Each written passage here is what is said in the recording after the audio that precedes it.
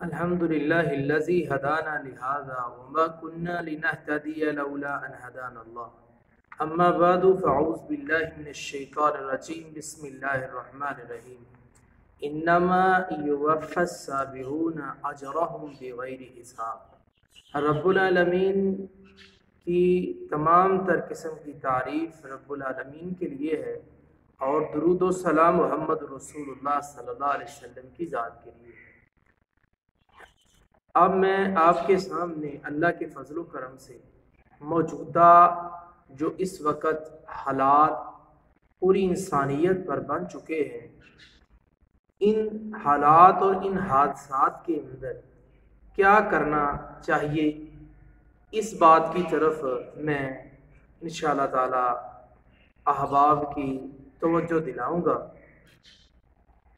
इन दिनों के अंदर हमें क्या करना है।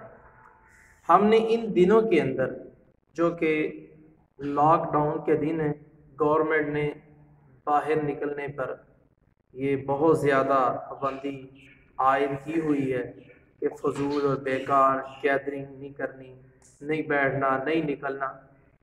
तो फिर हमने करना क्या है?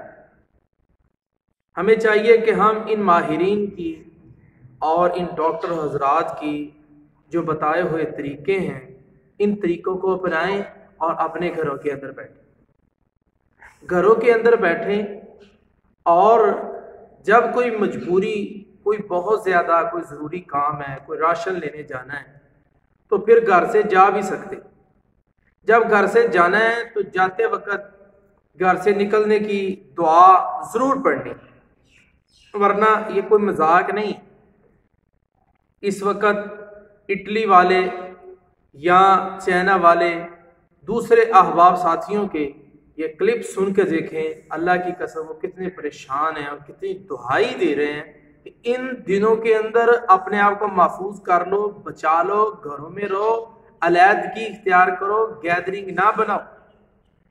लाशें इतनी हैं कि रोडों पर गिरी हुई, कुछ कोई जाके हाथ नहीं लगा रहा। ये हालात बन चुके हैं। इन हालात के अंदर हमने करना क्या है? जब कोई मजबूरी बन जाए, घर से निकलना भी पड़ जाए, तो दुआ पढ़नी। दुआ क्या? बिस्मिल्लाहि तवक्कलतु अलल्लाह, ला हौला वला कुव्वता इल्ला बिल्लाह। घर से निकलने की दुआ जरूर पढ़े।